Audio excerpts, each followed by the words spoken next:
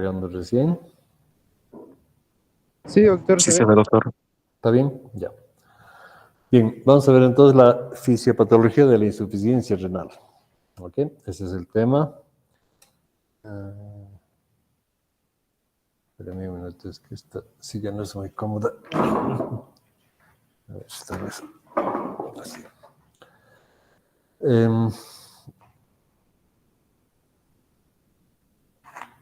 Empezamos. Entonces, a ver, como siempre, vamos a hacer un repaso breve de lo que es la función renal,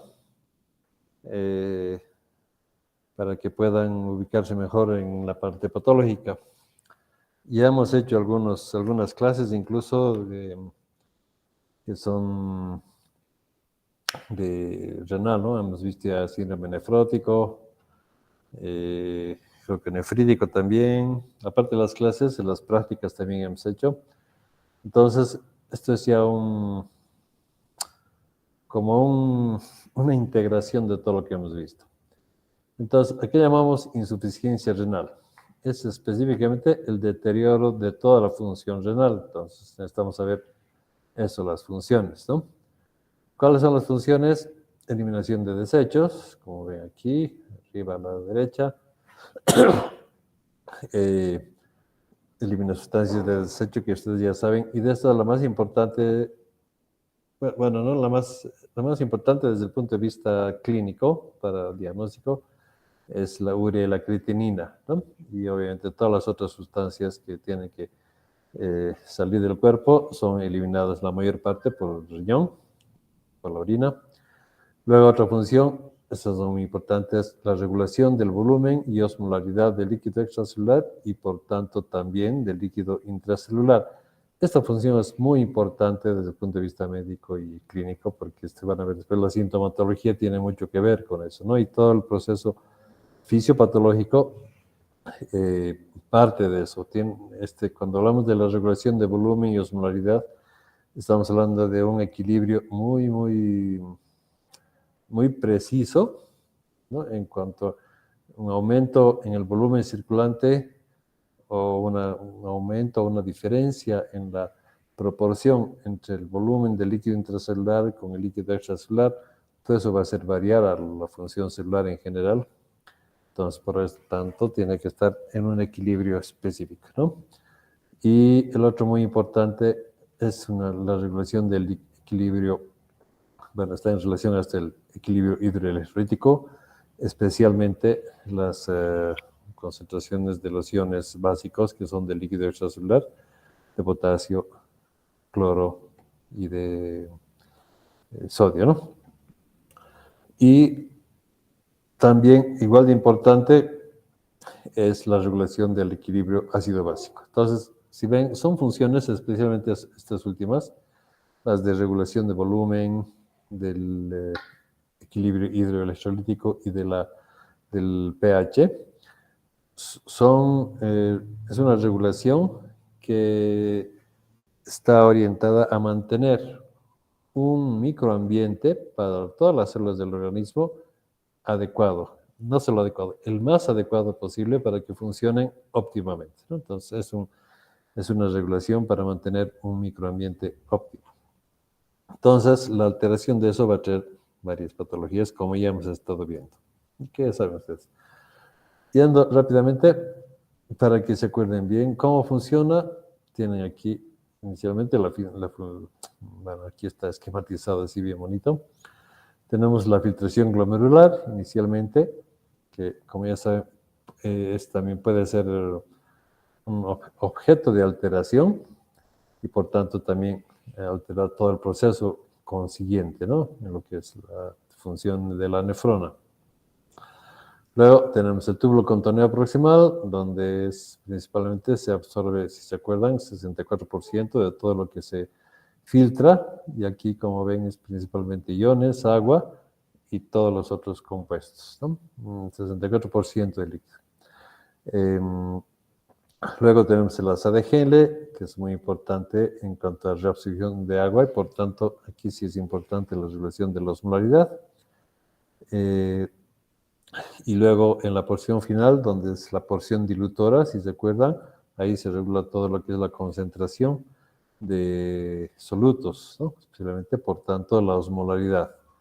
Luego, más tarde, si tenemos en el túbulo contorneado distal, tenemos la regulación de la cantidad de agua, de la hidratación, de la osmolaridad a través de la hormona, de la ADH, y también regulación de la concentración de potasio y sodio, específicamente, si se acuerdan, ¿no?, de las células principales que están aquí en el túbulo distal, junto con el túbulo colector, ¿no? Y ahí mismo están las células pardas o intercalares, si se acuerdan, que son las que están intercambiando hidrógeno con bicarbonato para mantener también el pH específico y preciso en 7.35. ¿Ya? Esa es, en resumen, la función de la nefrona en sí y, por tanto, de todo el riñón, ¿no?, en conjunto. Entonces, estos elementos de la regulación, como ven aquí, son muy importantes. Bueno, aquí está un poco ampliado. En la parte o sea, un elemento muy importante para la formación de la orina y toda la función del riñón es el filtrado glomerular. Y ahí, si se acuerdan, han visto en fisiología un parámetro importantísimo que es la tasa de filtración glomerular, que si les pregunto, seguramente se acuerdan unos cuantos, pero como no les voy a preguntar, les digo que el valor, ¿no?, son 125 mililitros por minuto. Ese es un valor que tiene que mantenerse en lo posible, y para eso tenemos aquí en los glomérulos la regulación de las dos arteriolas, ¿no?, de la aferente y de la eferente. La más importante es la eferente, en cuanto a regulación, me refiero. Entonces, a través de la renina-angiotensina va a modular, si quiere, un poco el diámetro, y por tanto, con un efecto retrógrado, por decirlo así, va a regular la cantidad de filtración, ¿no? Entonces, bueno, el filtrado glomerular es realmente un parámetro muy importante que mantiene funcionando el riñón. ¿Y qué parámetros intervienen ahí? Muy importantes. Es la presión arterial, específicamente la presión de la arteria renal, pero obviamente esa viene de la circulación general, por tanto la presión arterial en general es la que está manteniendo esa presión para que esa sangre llegue aquí. Y la presión en la arteria renal, la presión arterial media de la arteria renal es 60 milímetros de mercurio, ¿no? Ya no son 120/80, sino aquí hablamos de la presión arterial media. O sea, con 60 milímetros de mercurio se produce todo el proceso de filtración, reabsorción, ya no reabsorción, sino filtración, básicamente, y paso hacia la arteriola eferente y de ahí hacia los capilares peritubulares. Bueno, algunas alteraciones que pueden suceder a este nivel, ¿no? A nivel de la arteriola, bueno, primero de la arteria, puede haber alteraciones de la arteria en sí misma, aterosclerosis, puede haber una estenosis de la arteria renal, ¿no?, que va a producir a su vez otras patologías, como por ejemplo una hipertensión secundaria, ¿no?, que sería una hipertensión renal. Luego tenemos la arteriola aferente, que está regulada por una prostaglandina E2 y las prostaciclinas. Luego los capilares mismos del glomérulo, ¿no?, donde ahí intercambian y la filtración depende de la barrera. Aquí la barrera es muy importante, como han visto ya cuando hemos visto las prácticas, los casos de síndrome nefrótico, específicamente la anterior semana, donde hay alteración de la barrera, ¿no?, y paso de proteínas de la sangre hacia el tejido tubular y pérdida de proteínas del plasmático, del plasma. Bueno, si ustedes ven aquí, los cambios en las arteriolas aferente y eferente se dan para que se mantenga este filtrado, como ven aquí esta línea, ¿no? Tiene que mantenerse lo más constante posible. Entonces, ¿qué les quiero decir con esto? Que pensando desde el punto de vista fisiopatológico, estamos viendo que una alteración del glomérulo, por ejemplo, no de uno, ¿no? Obviamente, sino de una cierta cantidad de glomérulos, se va a compensar fácilmente con los otros, pero si hay una alteración en general, por ejemplo, de la arteria, de la presión arterial, o por alguna razón hay una degeneración sí, de los glomérulos, va a haber ya una patología porque no se va a poder mantener constante este flujo, ¿no? Este filtrado. ¿Okay? A ver, perdón, creo que alguien quería entrar. Marisol Santos, que se una, muy bien. Ok. Esa es la parte inicial de lo que es la nefrona y que obviamente de aquí va a jugar un rol en lo que estamos viendo de la insuficiencia renal. A ver, ahora en general, ¿qué implicaciones tiene esta insuficiencia renal? Puede producirse por una disminución del filtrado glomerular y cuando disminuye el filtrado glomerular va a haber un acúmulo de productos nitrogenados séricos, específicamente aumento de urea y creatinina en sangre, con la incapacidad para regular la homeostasis, por tanto el equilibrio ácido-base e hidroelectrolítico. O sea, ¿en qué consiste eso? Si ustedes ven aquí, estábamos viendo la figura anterior, cuando hay una alteración en el filtrado glomerular, pueden ser varias causas, como ya les he dicho, entonces una de las, como dice aquí, va a haber un aumento de urea y creatinina. ¿Por qué es importante eso? ¿No? En una clase les decía, ¿cuál es el producto importante o el metabolito importante que nos indica cómo está funcionando el riñón, ¿no? O sea, cuando hacemos un examen, una química sanguínea, pedimos glucosa, etcétera, y van a ver que siempre se pide indicadores renales, ¿no? O de función renal. ¿Y cuáles son esos? Creatinina y urea, justamente, ¿no? ¿Por qué? Porque la creatinina es una sustancia, producto del metabolismo, pero en este caso en el riñón no nos importa de dónde se produce, sino qué pasa con ella en el riñón. Y lo que pasa con ella en el riñón es que es una molécula que se filtra, pero no se reabsorbe. Entonces, normalmente este producto metabólico, la creatinina, llega al riñón, a los glomérulos, pasa la barrera y no se reabsorbe y se elimina. Y así se mantiene todos esos productos de desecho en orden, ¿no? Como debe ser en equilibrio. Si hay una alteración en la filtración glomerular, una disminución, por ejemplo, sea por disminución de la presión arterial o por cualquier causa, una disminución del flujo del glomérulo, lo que vamos a tener es que la creatinina se filtra efectivamente, pero en menor cantidad. Por tanto, el plasma va a ir acumulando la creatinina y la urea también, y esos son compuestos que son tóxicos, ¿no? Si el cuerpo trata de sacarlos, y son productos del metabolismo, son tóxicos, por eso hay que desecharlos, pero si no se los puede desechar, se acumulan en plasma y entonces van a tener sus consecuencias a nivel del cuerpo en general, ¿no? Entonces, por eso se refiere el aumento de la urea creatinina va a ser bueno, va a producir a su vez una incapacidad de regular la homeostasis, ¿no? Del equilibrio ácido-base e hidroelectrolítico.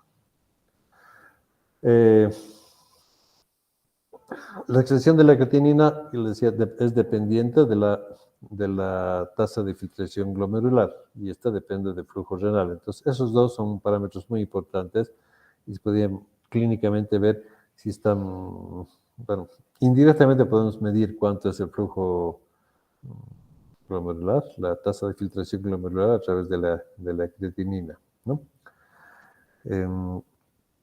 Entonces, la reducción del flujo produce una disminución del flujo de la arteria renal, produce una disminución de la tasa de filtración glomerular y entonces esa condición va a ser una vía para que haya una insuficiencia renal aguda. Ese es uno de los escenarios posibles. Bueno, aquí lo que les decía, ¿no? A través del aumento de la creatinina, nos podemos ubicar que está habiendo una mala función. En este caso, glomerular. Por tanto, bueno, vamos a ver una mala función renal y eso significa una insuficiencia renal. Estamos en el proceso inicial, ¿no? Ok, entonces, esta insuficiencia renal se clasifica según su duración. Puede ser aguda, ¿no? Cuando esa falla renal se produce en poco tiempo, entre horas y días. Eso ya consideramos como una IRA, insuficiencia renal aguda, aunque ahora ya no se habla mucho de insuficiencia, sino de falla, ¿no? Se está sustituyendo el término de insuficiencia por falla, ¿no? Y la patología ya está más conocida como falla renal aguda, en lugar de insuficiencia renal aguda. Entonces, según el tiempo, puede ser aguda, y según el tiempo, puede ser crónica, cuando hay una pérdida progresiva de la función renal en el tiempo, ¿no? En meses o hasta años en algunos casos. Eso, por ejemplo, se ve en la diabetes, ¿no? El proceso de degeneración glomerular. En la diabetes puede tardar algunos meses o años, entonces llega a ser realmente una insuficiencia renal crónica o falla renal crónica, ¿no? ¿Y cómo se determina? Está basada en justamente lo que estábamos hablando, en la tasa de filtración glomerular y en el aclaramiento de creatinina, ¿no? Entonces, la función renal, vamos midiéndola cuando estamos hablando de la crónica, vamos midiendo creatinina,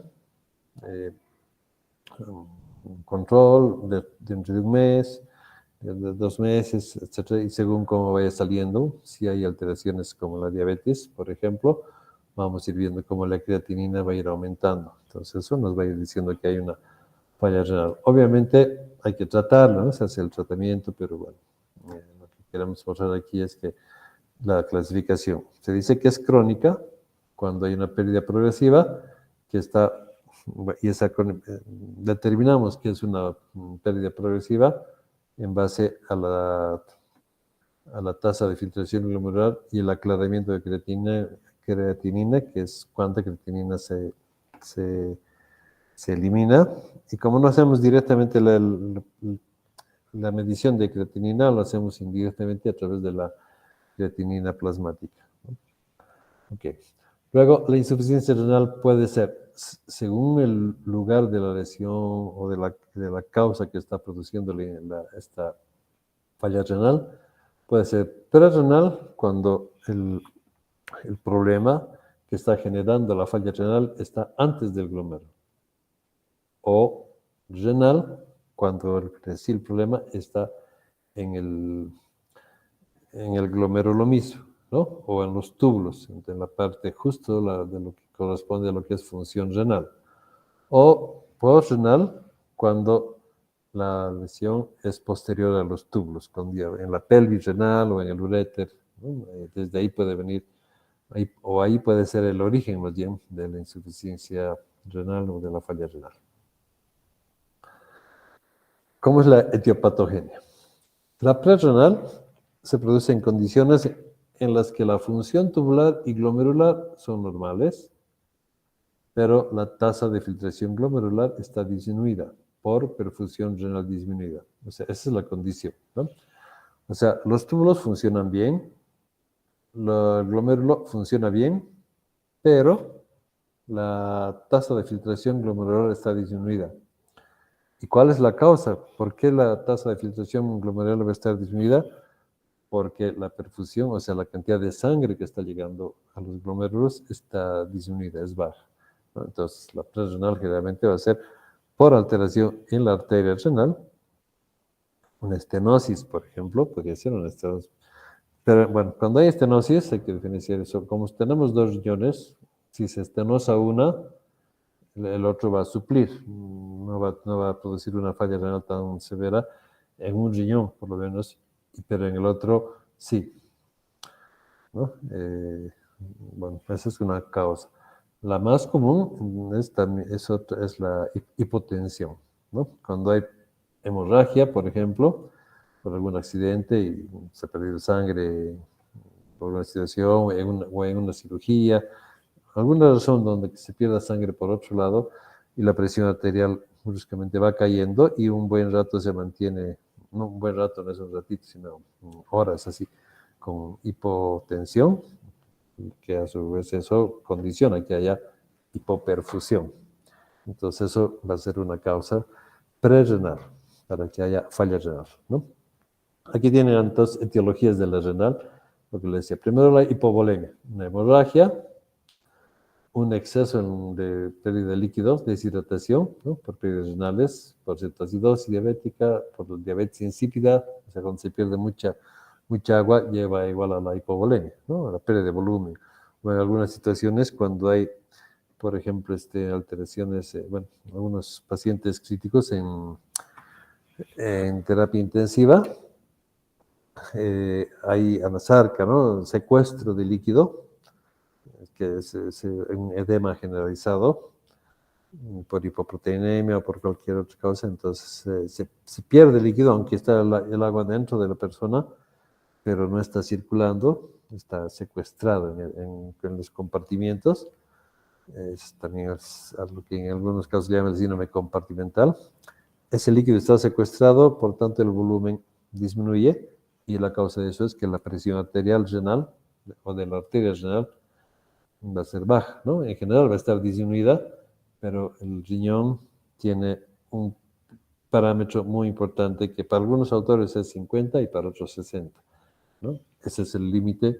Cuando la presión arterial baja de 60 milímetros de mercurio en la arteria renal, la perfusión se hace muy, muy baja y entonces cesa prácticamente um, la filtración glomerular y por tanto la función tubular, ¿no? Para unos autores es 50, para otros 60, pero bueno, es más o menos por ahí. Entonces, una hipotensión generalizada por hipovolemia va a producir justamente eso, ¿no? Disminución de la perfusión y una falla renal. En el mismo sentido, la otra etiología es esta, disminución del gasto cardíaco, ¿no? Cuando hay insuficiencia cardíaca, infarto agudo del miocardio, un taponamiento cardíaco, arritmias, o embolia pulmonar masiva, o hipertensión pulmonar, cualquiera de estas que influya en la disminución del gasto cardíaco, o sea, la cantidad de sangre circulante va a estar disminuida, ¿no? Si disminuye el gasto cardíaco. De los 5 litros que normalmente tenemos, bajarán a 4.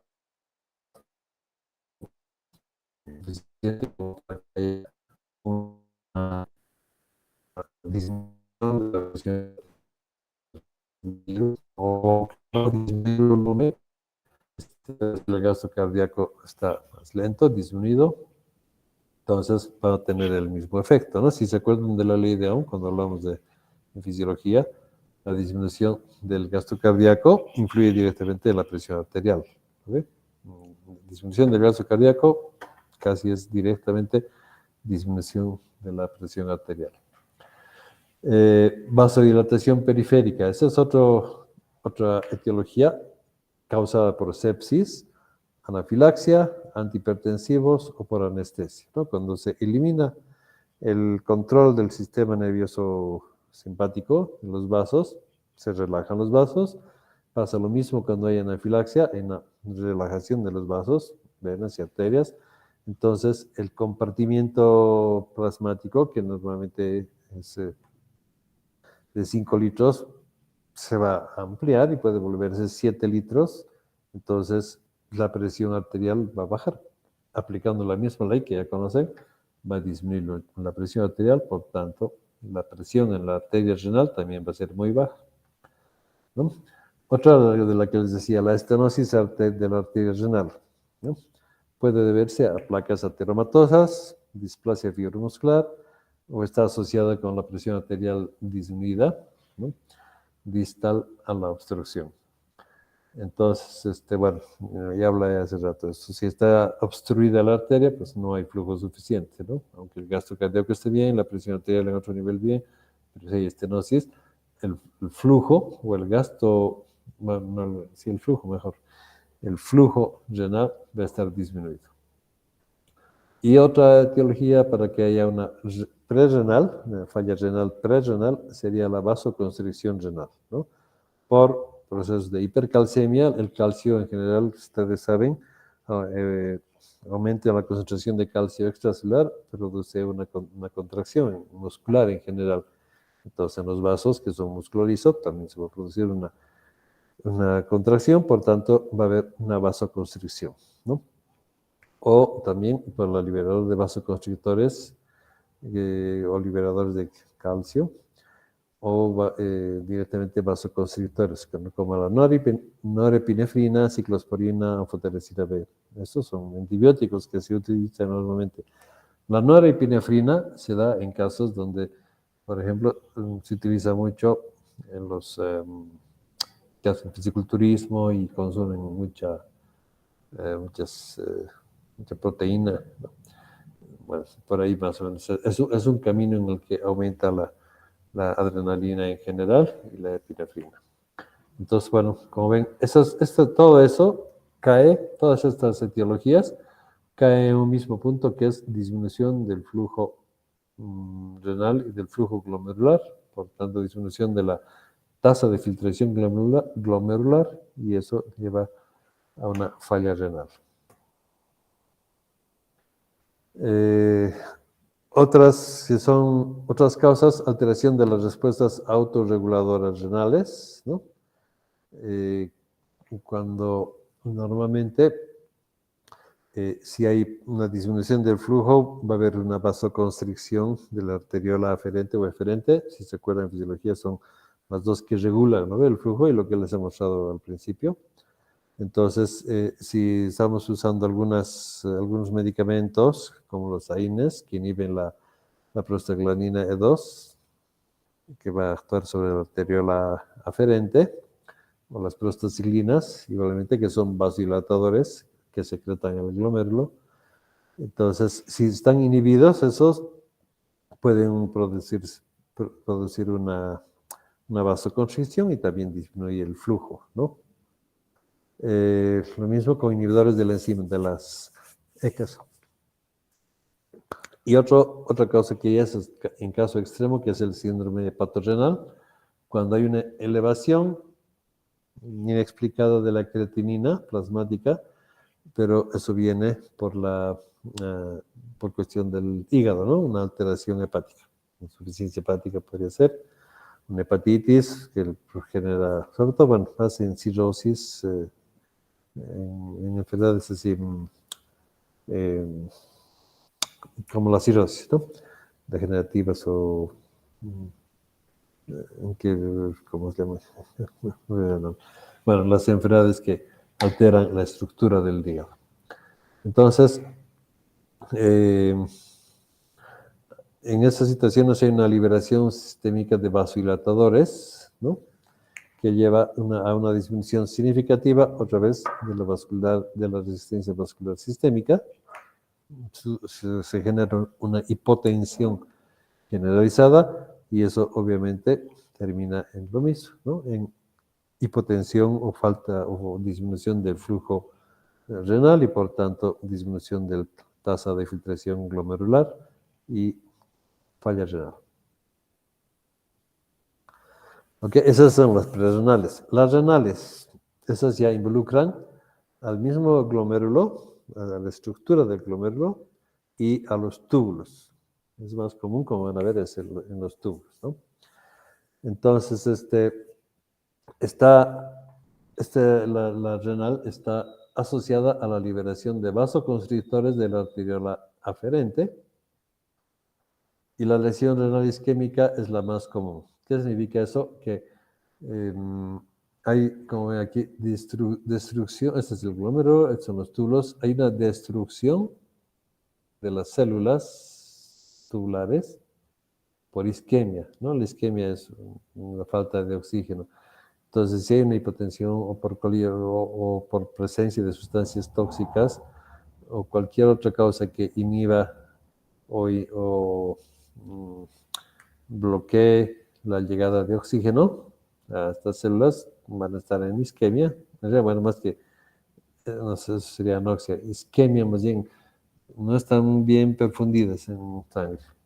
Ya, ¿no? Puede ser por algunos tóxicos también que se consuman y lleguen al riñón. Entonces, la isquemia, que va a ser la disminución del riego sanguíneo, va a producir una lesión y muerte celular de los túbulos renales. Y entonces, esto, como ven aquí en el dibujo, van a tener un acúmulo más bien de esas células y se van a eliminar las células. Y obviamente, si en las células del túbulo proximal o de los otros túbulos, pero especialmente del proximal, están lesionadas y no hay células, no se reabsorbe nada, ¿no? O muy poco, en todo caso. Ese proceso se llama necrosis tubular aguda. ¿Okay? Entonces, bueno, la etiología de este proceso de muerte celular está en cuatro, bueno, hay cuatro causas, ¿no? Cuatro etiologías. La necrosis tubular aguda, que es específicamente la que les decía, cuando hay disminución del riego sanguíneo o cuando hay presencia de algún tóxico, antibióticos, por ejemplo, como los aminoglucósidos, directamente atacan a las células y las destruyen, ¿no? Los aminoglucósidos a veces se usan muy alegremente, la gentamicina, kanamicina y otras, y generan no solo daño renal, sino también sordera, porque en el oído hay un mecanismo similar en el que se destruyen, o sea, el mecanismo de acción, digamos, de estos antibióticos lesionan las células, son moléculas que tienen una carga muy fuerte y bueno, producen varios procesos intracelulares que destruyen las células. En el oído, en todo el órgano de Corti y de la sordera, y ahora que estamos hablando en el riñón, también las células tubulares son igual de sensibles. Entonces, ese es un ejemplo de sustancias tóxicas que pueden producir esta muerte celular y la necrosis tubular. Luego, la nefritis intersticial aguda es un proceso inflamatorio, ¿no? Simplemente de las nefronas en sí mismas, y puede ser de etiología glomerular, como ya hemos hablado mucho, cuando el glomérulo tiene alguna alteración, y bueno, si no hay flujo o baja mucho la presión, sí se va a producir disminución de la producción del líquido tubular. Y si estas células que están en el túbulo, no pueden estar secas, tienen que estar siempre en agua. Entonces, si disminuye mucho esto y se detiene, por decir, la filtración glomerular, no hay problema del glomérulo, pero se detiene por hipotensión, por lo que sea, estas células van a empezar a sufrir y no solo isquemia, porque no va a haber flujo, sino el hecho de que no tengan líquido también las mata. Y vascular es lo mismo, ¿no? O sea, si hay una alteración vascular, una vasculitis, no va a haber, bueno, al final va a terminar lo mismo, ¿no? Que no va a haber una adecuada perfusión y no va a haber suficiente oxígeno, entonces van a quedar también isquémicas o anóxicas incluso. ¿Ok? Bueno. De estas la más común es la necrosis tubular aguda, que es los dos tipos, la isquémica y la tóxica. La isquémica, ya les decía. Espérenme un minutito, me está haciendo frío, voy a poner algo. Espérenme.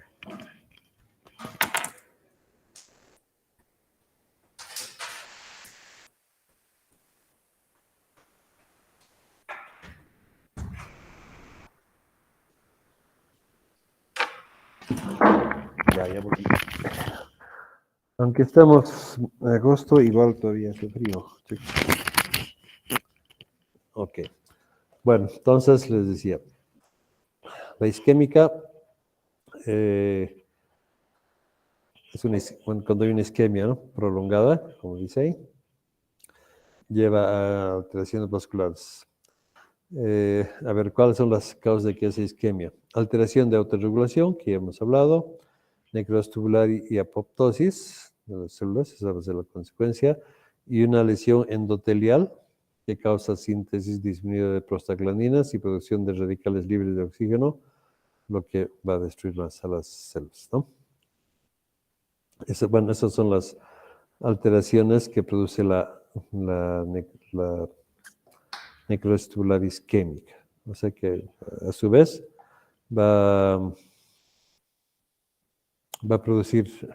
tener otros efectos. Y eso lleva a una vasoconstricción y preservación de agua y sal. Eso es como un mecanismo compensador, digamos, más o menos. Esa es la isquémica. No quiere ver.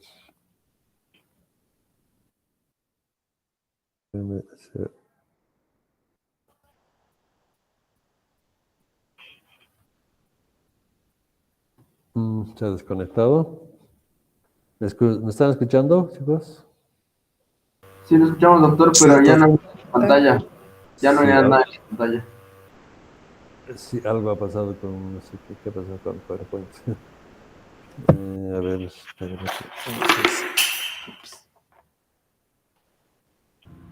Gracias, doctor. Un minutito. Espérame un minutito. Algo, no sé si virus o qué le ha entrado aquí. Espérame un cachito. Voy a abrir otra vez el PowerPoint.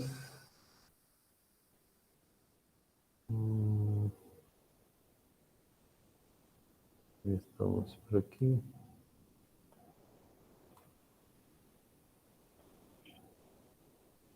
Ya.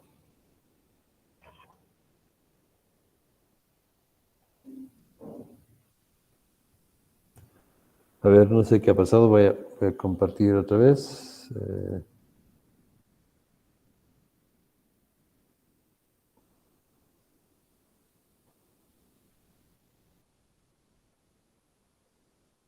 ¿Se ve? Sí, ¿no? Ya, está bien. Sí, doctor. Ok, estábamos acá, entonces, una cosita pasó. Bueno, les decía las tóxicas.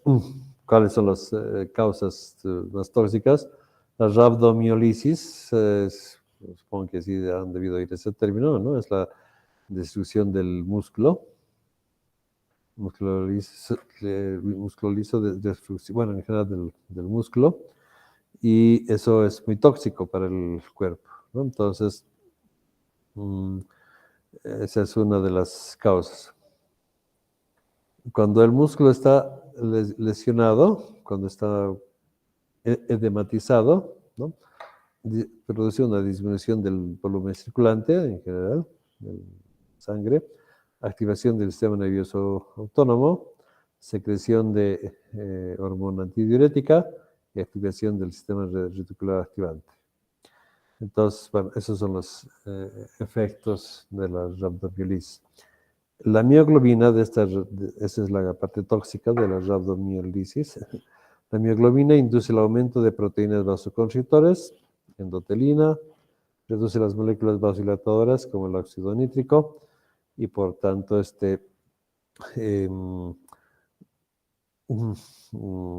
bueno, al generar vasoconstricción y disminuir la vasodilatación, va a generar justamente eso, ¿no?, una constricción y por tanto va a ser también isquemia. Y aparte de eso, también la mioglobina tiene un efecto tóxico directo sobre las células. Entonces, en algún momento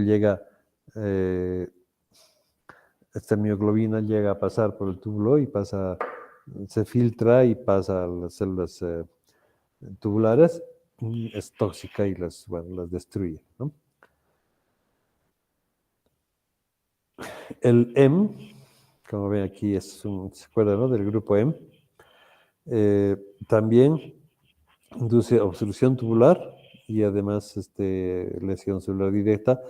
Bueno, sí les he dicho, pero aparte de eso, se puede llegar a acumular y bloquear o obliterar totalmente el túbulo. Entonces, este es otro efecto más. Si al estar bloqueado el túbulo, no hay circulación de líquido tubular y entonces hay destrucción celular, ¿no? O sea, por varias partes ataca esto. Otras tóxicas, lo que ya les había dicho, los aminoglicósidos, ¿no? Que se filtran libremente, pequeñas cantidades se quedan en las células tubulares y ahí tienen su efecto tóxico directo causando lesión celular y muerte celular. Otra es lo mismo, la anfoteresina B, es otro de los medicamentos que también puede producir lesión del túbulo, de las células tubulares, ¿no? El mecanismo de la anfoteresina B, como ven, es inserción en la membrana celular y crea poros que incrementan la permeabilidad. Eso hace normalmente la anfoteresina B en las bacterias, pero a estas células también les hace lo mismo, ¿no? Las bacterias viejas les perfora y las bacterias mueren porque bueno, entra líquido, etcétera, ¿no? Y explotan. En este caso, igual, les crea poros y aumenta la permeabilidad y es un efecto similar como si fueran las bacterias y las mata. Bueno, aquí es esta figurita a un lado, si alcanza a ver, bueno, le he puesto, ha quedado un poco chica, pero este es el túbulo y este es un corte histológico de células tubulares reales, ¿no? Destruidas. Eso a los que les encanta la patología pueden interpretar. Bueno, hay otras que son otras causas inducidas por contraste, que esos son para los contrastes que se utilizan en radiología, también pueden producir falla renal, también matando a las nefronas, porque aumentan los vasoconstrictores y también disminuyen los vasodilatadores, ¿no? Nefritis intersticial aguda, bueno, sí, hemos visto. Hay algunas reacciones, como por ejemplo, bueno, la nefritis es un proceso inflamatorio, ¿no? Y del intersticio, o sea, alrededor de las células tubulares y de todas las nefronas se van acumulando sustancias y específicamente en este caso a las alergias a las sulfas y a los antibióticos beta-lactémicos que inhibidores de la bomba de protones son las que pueden causar esa nefritis intersticial. Esa es una hipótesis. Puede haber hipersensibilidad a las drogas debido a la presencia de células T en las biopsias. Se encontró que si es nefritis intersticial implica un proceso inflamatorio y en el proceso inflamatorio, si se acuerdan que es la parte inmunológica, quienes participan son las células T. Entonces, bueno, en los cortes que se han hecho en las nefritis se encuentran células T, entonces posiblemente se deba a eso, a una reacción alérgica y los que están asociados a eso son las sulfas, los antibióticos beta-lactámicos, que ya saben ustedes bien cuáles son, y los inhibidores de la bomba de protones, ¿no? Como el omeprazol. Así que no es tan simple tomar nomás omeprazol, para que vean, puede tener sus consecuencias. Claramente también es más común que pase eso en individuos que tienen predisposición, ¿no? Una sensibilidad especial a o una capacidad de reacción inmunológica mayor.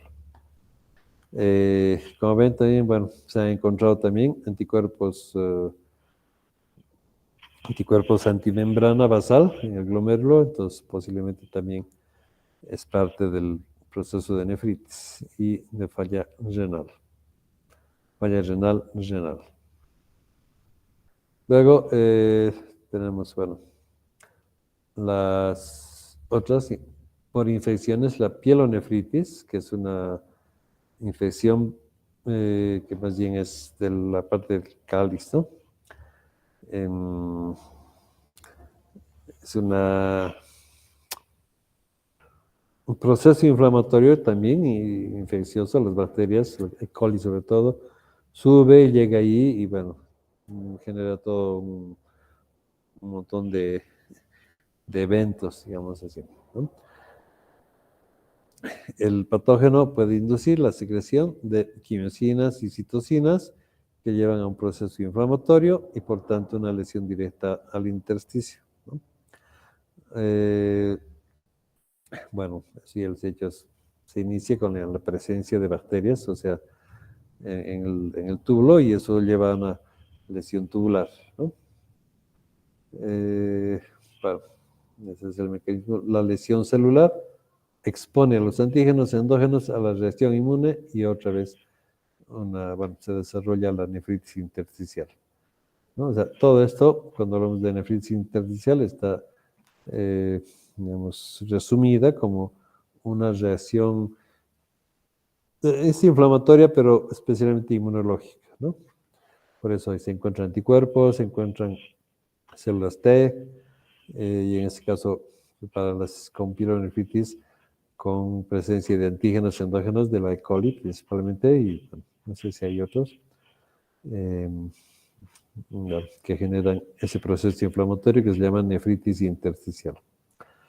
Luego, de fuente glomerular, también los complejos inmunes, destrucción de algunos glomérulos que destruyen el área de filtración y por tanto disminuye la tasa de filtración glomerular, y eso ya han visto que es un paso previo a lo que es un síndrome nefrótico, ¿no? Que ya lo han visto en la práctica también.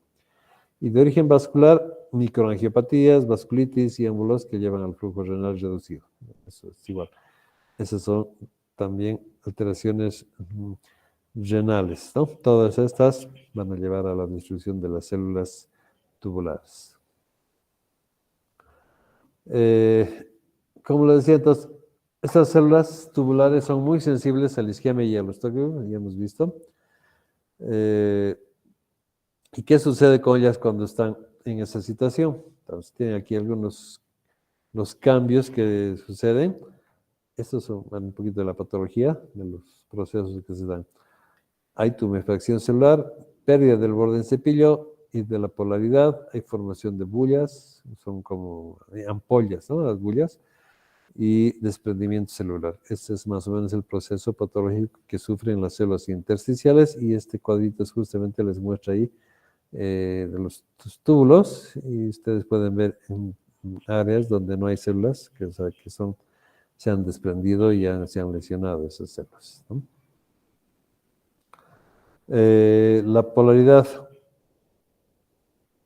eso se refiere a que ustedes saben que la bomba sodio-potasio es la que mantiene, más o menos, estas células no son excitables, pero sí mantienen todas las células un potencial de membrana negativo. Entonces,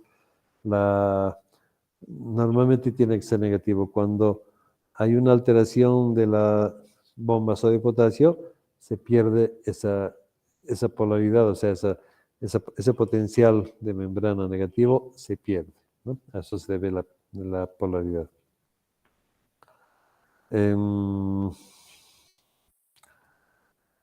Que bueno, causa es la alteración o redistribución de la bomba sodio-potasio.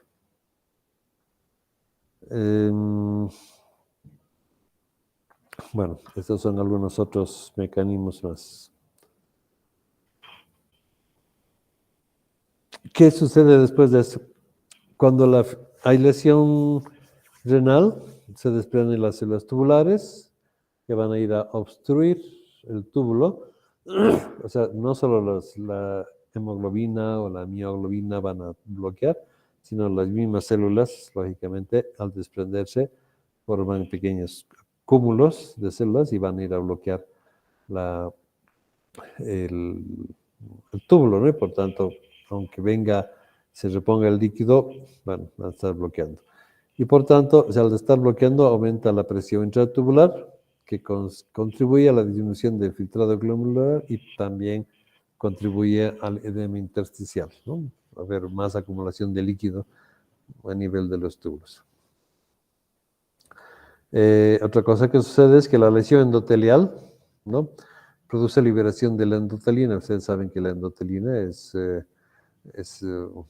un vasodilatador, y la disminución de la producción de óxido nítrico y prostaglandina por tanto predomina la acción vasoconstrictora, y cuando se suma la activación del sistema renina-angiotensina, provocan también vasoconstricción y disminución de filtrado glomerular. Luego, otros cambios que va a haber, que son irreversibles, ¿no? Llevan a la necrosis de las células y la apoptosis. Ya saben lo que es la apoptosis. Y bueno, y además estas células isquémicas van a liberar citocinas, que las citocinas ustedes saben que es una de las moléculas lenguaje de los leucocitos, entonces van a atraer más leucocitos, T, macrófagos, etc. Y entonces van a aumentar la lesión, ¿no? Se hace una bola de nieve, digamos así. Bueno, hasta ahí es la renal, bastante compleja. Luego tenemos la postrenal. La postrenal está producida por lesiones que produzcan un obstáculo en la vía urinaria, o sea, posterior a los túbulos, o sea, después del túbulo colector final, tenemos el túbulo colector, que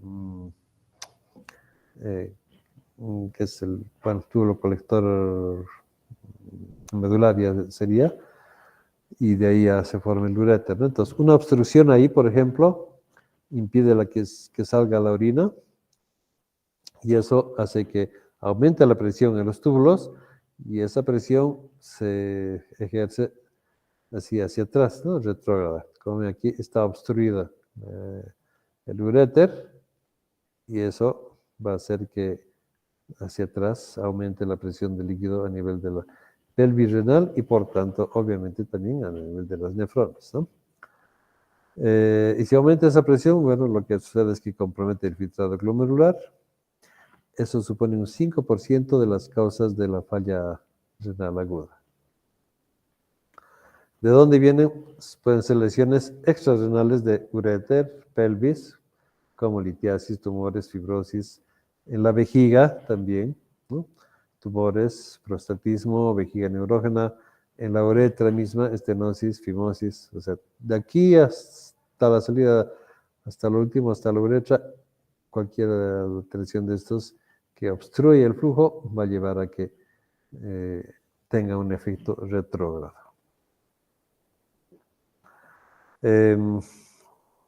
Bueno, también pueden producirse esa obstrucción por productos que están formados a nivel del riñón mismo, ¿no? Antes, como por ejemplo los cilindros o los coágulos. Si hay un coágulo a nivel de las nefronas, pueden ir acumulando y formarse, bueno, obstruir. Lo mismo los cilindros, ¿no? Los cilindros son acumulaciones de células y de otros productos que precipitan, o glóbulos rojos también, que se precipitan y forman, se acumulan y quedan así como modeladitos por los túbulos, por eso se llaman cilindros, ¿no? Y bueno, eso van a llegar a obstruir también el flujo renal. Bueno, esto es poco frecuente, no es imposible, y para que se produzca una falla renal postrenal, tiene que haber una obstrucción realmente grave y además duradera en el tiempo, ¿no? No puede ser así, ya, un cálculo renal, lo encuentran aquí y al día siguiente sacan falla renal, no. Entonces, es todo un proceso todavía largo, hay varios mecanismos de defensa, digamos, todavía.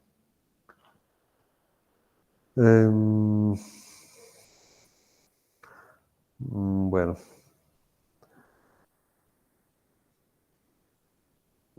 Estos son algunos síntomas específicos, inespecíficos y específicos de la falla renal. En general, puede haber disminución del volumen circulante, o si hay, más bien, por una hemorragia, más bien como causa, va a llevar a una disminución de la presión arterial, ¿no? Y se va a compensar con taquicardia y oliguria, en lo que nos importa aquí. La oliguria, ¿por qué? Porque hay una vasoconstricción en general, entonces va a haber una compensación para preservar el volumen, la sangre va a ser más desviada hacia el corazón, el cerebro, y va a ir menos por la vasoconstricción renal también, va a haber menos sangre, ¿no?, al riñón, por tanto va a pasar lo que ya hemos dicho hace rato.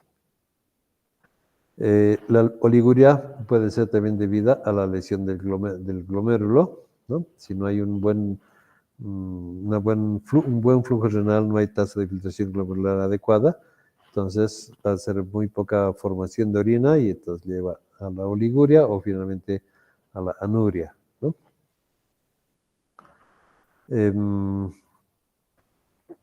Puede haber también sobrecarga de volumen, ¿no? Cuando hay incapacidad de excretar orina, lo que causa aparición de un tercer espacio que puede ser un edema pulmonar, ¿no? Cuando hay, si no hay una buena filtración, ya hemos dicho, que va a llevar ese aumento de volumen del... Eso es lento, ¿no? No es muy rápido, pero pues, pasa eso. Si no se elimina el agua,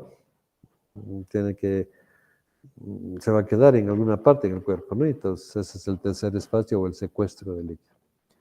Bueno, otro síntoma es el dolor en el flanco, ¿no? Cuando hay una distensión del uréter o necrosis papilar, cuando hay una pielonefritis, una inflamación de todo el riñón, puede causar distensión en la cápsula renal.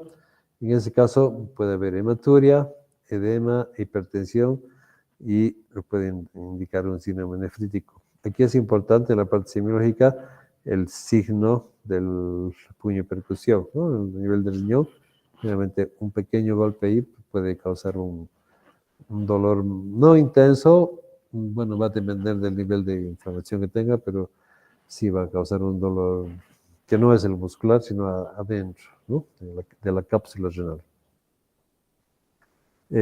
Cuando hay falla renal también puede haber fiebre y rash, o sea, hipersensibilidad, si hay hipersensibilidad a las drogas o complejos inmunes, puede haber aumento de la temperatura y el rash, el salpullido que se dice puede aparecer.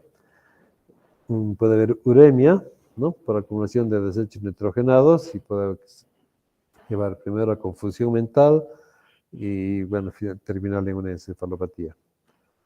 Obviamente también hipercalemia, y si hay hipercalemia, ¿por qué va a haber hipercalemia? Porque si no está funcionando bien en el riñón, el potasio que se regula a nivel del túbulo distal y en la parte principal inicial del túbulo colector, ahí, si se acuerdan, se reabsorbe sodio y se elimina potasio. Entonces, si eso no está funcionando, si las células tubulares o las nefronas están paralizadas, impedidas de funcionar, no va a haber por dónde se secrete, o el mecanismo va a estar interrumpido, ¿no?, para la secreción de potasio, por tanto, la sangre va a tener un exceso de potasio.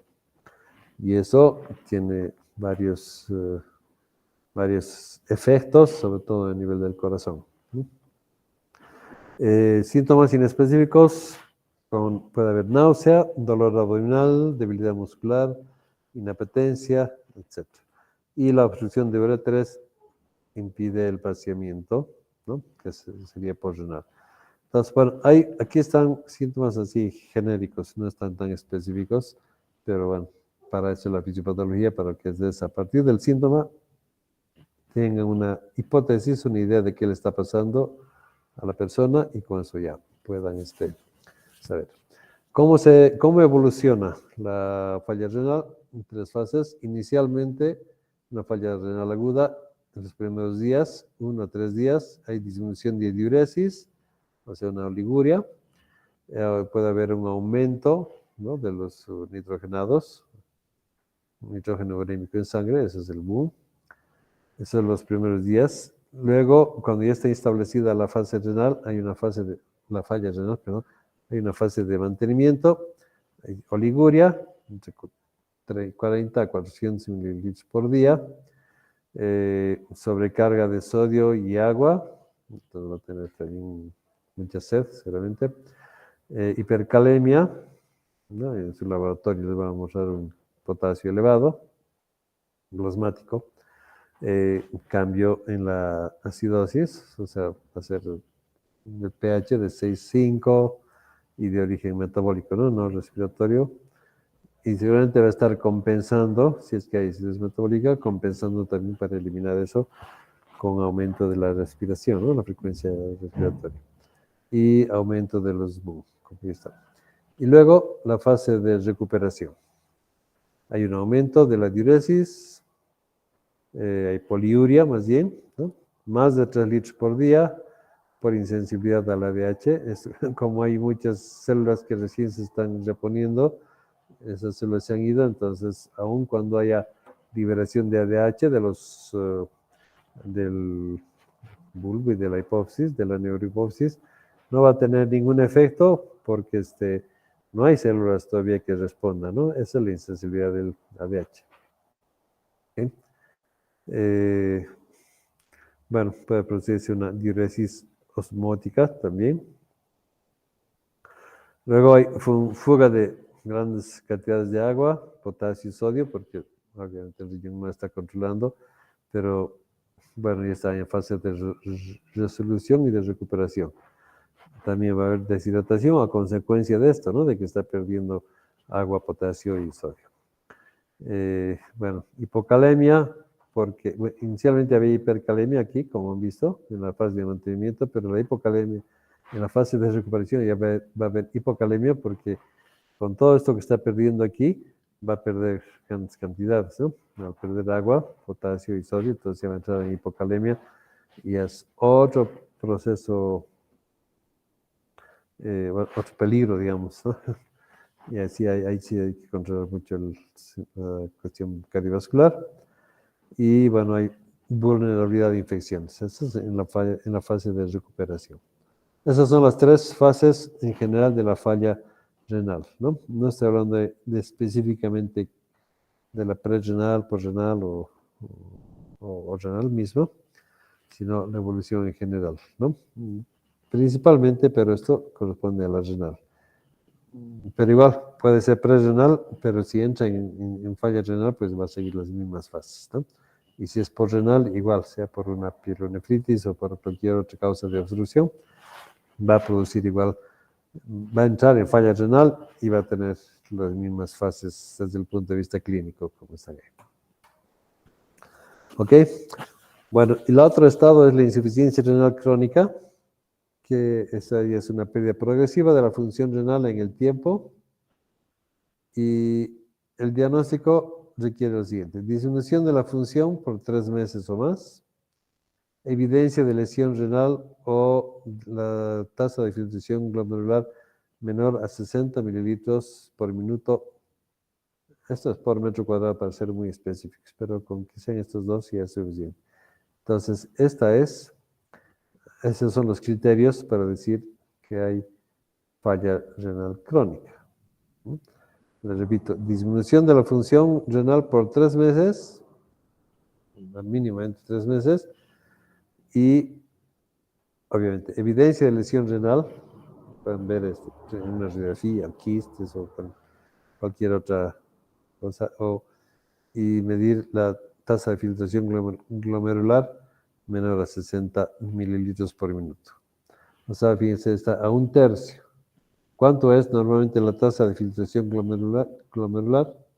No es 1/3, ¿verdad? La mitad. 125, ¿no ven? Entonces, la mitad, un poco menos de la mitad son 60 mililitros. Este es el proceso, más o menos, cómo llega a la insuficiencia renal crónica. Disminuye el número de nefronas. Eso lleva a una hiperfiltración adaptativa del glomérulo, ¿no? O sea, tiene que filtrar más los glomérulos para compensar. Aumento de la permeabilidad glomerular y por otro lado activación del sistema renina-angiotensina. Eso puede llevar a la hipertensión, pero aparte de eso, esa activación va a producir una inflamación nefrotóxica.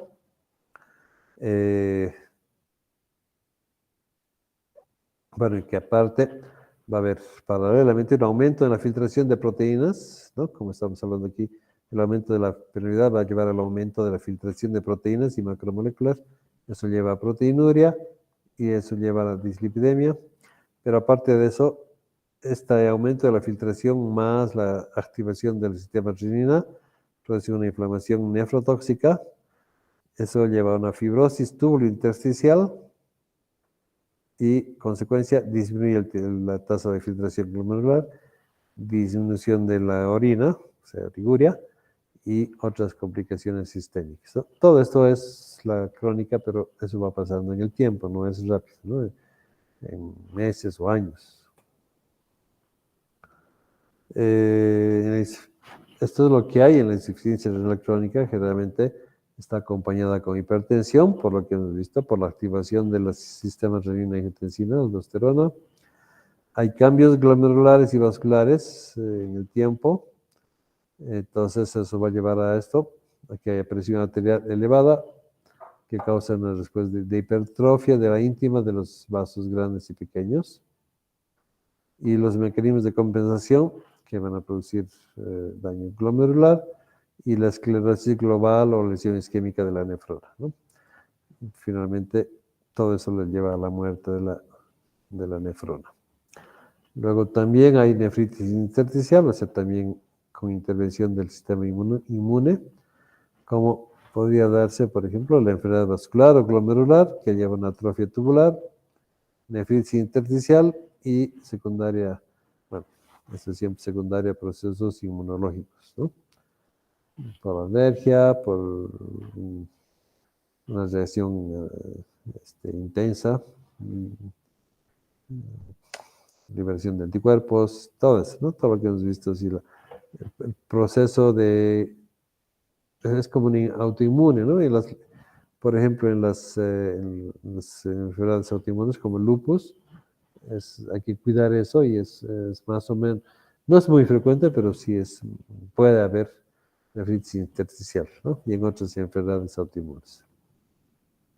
Todo esto entonces llevan con el tiempo a pérdida de túbulos y del glomérulo, por tanto a pérdida de las nefronas, y si no hay nefronas, no hay filtrado glomerular, y entonces ahí sí se requieren, lo que ya saben, diálisis.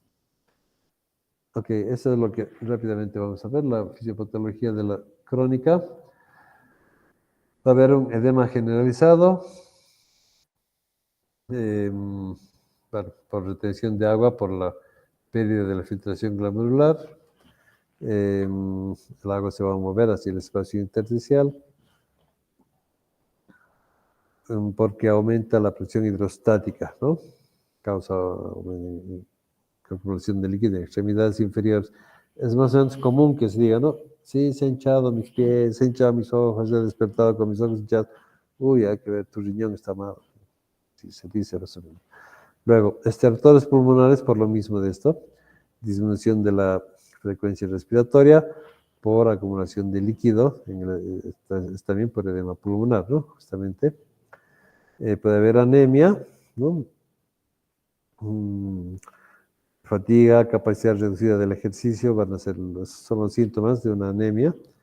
Y bueno, un mecanismo por disminución y pérdida de la eritropoyetina, si el riñón ya está dañado crónicamente. Hay pérdida de peso, ¿no? ¿Por qué? Porque se pierde masa muscular, por la acidosis metabólica que produce malnutrición, y pérdida de función renal impide la excreción de hidrógenos, entonces va a haber una acidosis, ¿no? Si no se eliminan los hidrógenos. Luego tienen hipercalemia, y que van a tener palpitaciones, malestar generalizado. ¿Y por qué? Porque el riñón es incapaz de secretar potasio, lo que ya hemos dicho, ¿no?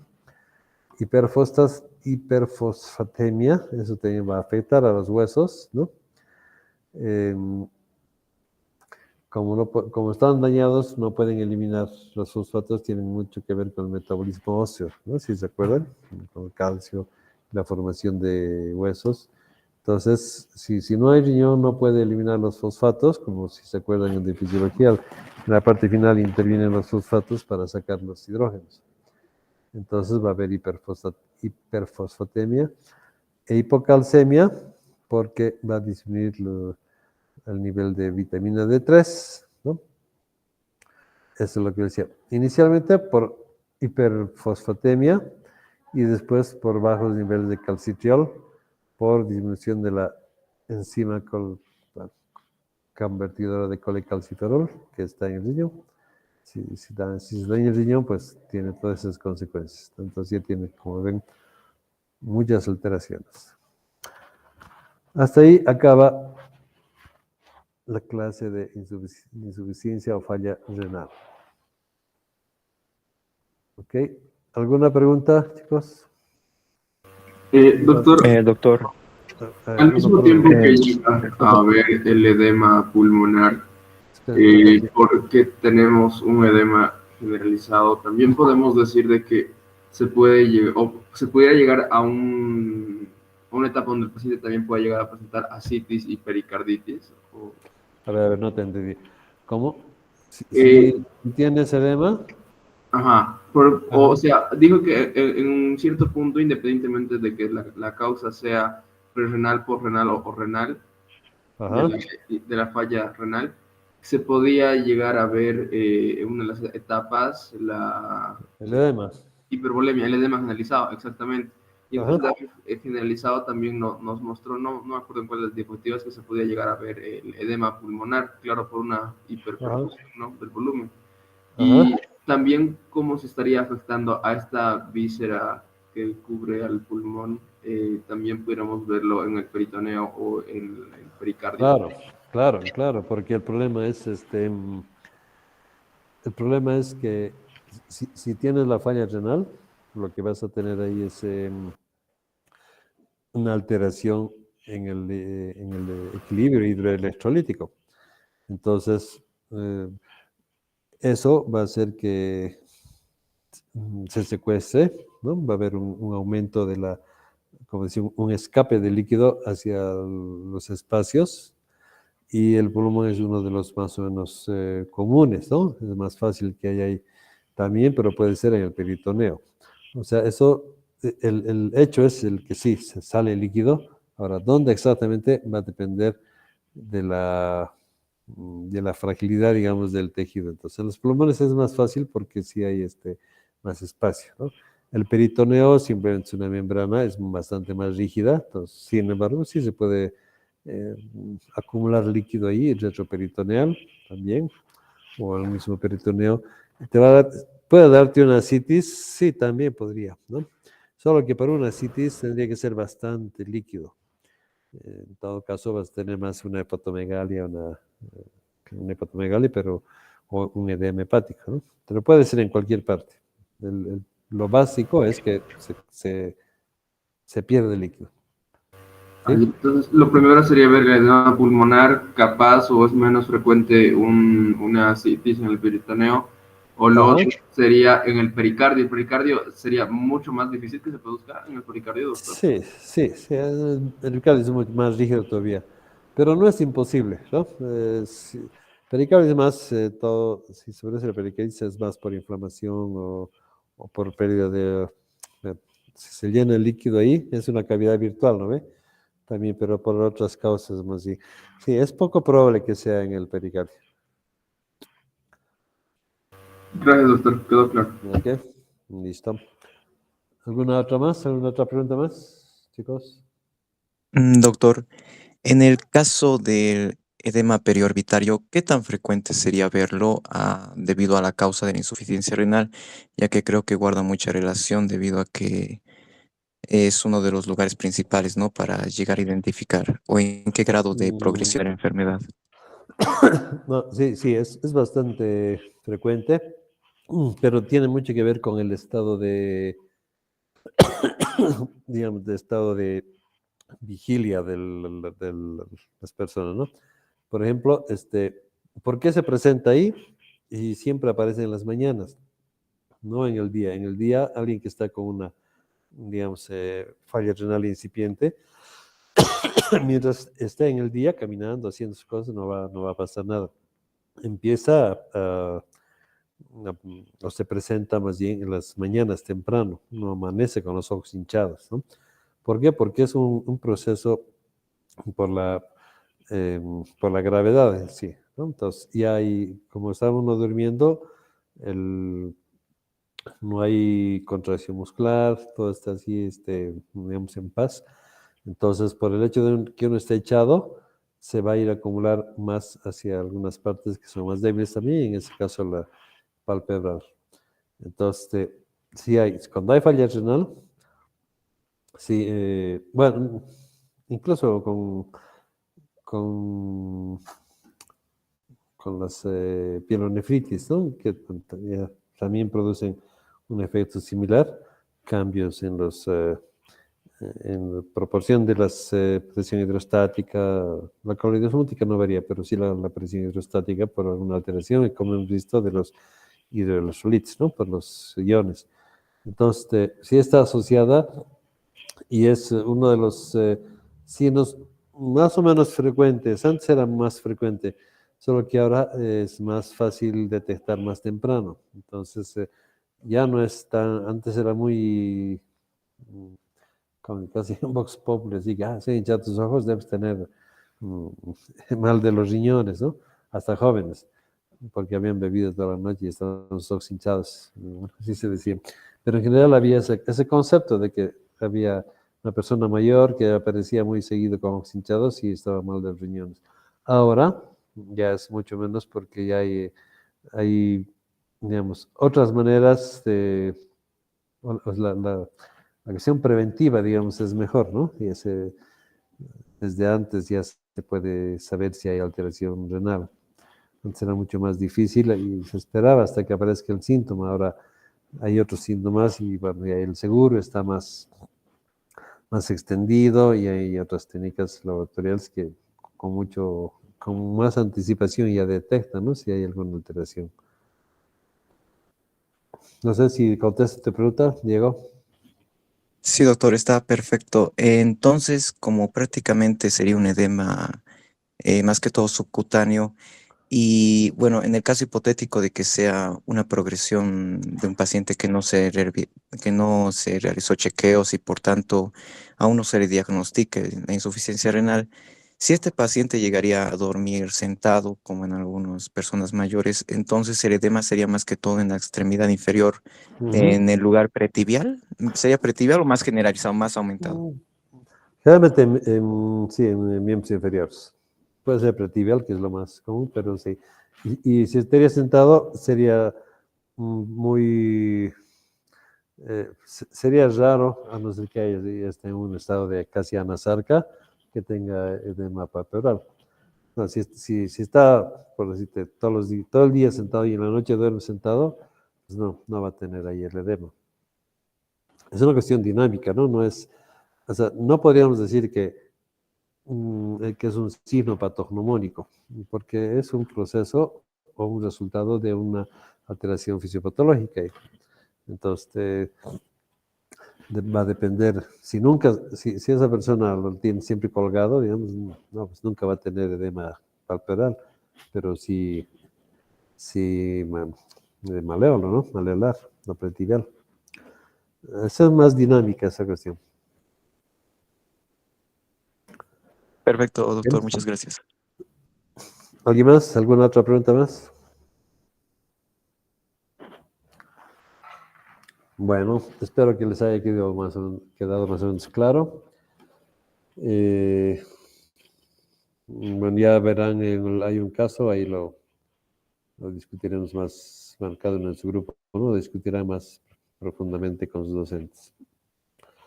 Si no hay más, entonces nos vemos, bueno, nos veremos por ahí en la facultad. ¿Listo? Que estén bien, chicos. Muy buenas noches. Estudio para el examen. Hasta luego, doctor, gracias. ¿Listo? Hasta luego, Buenas doctor. noches.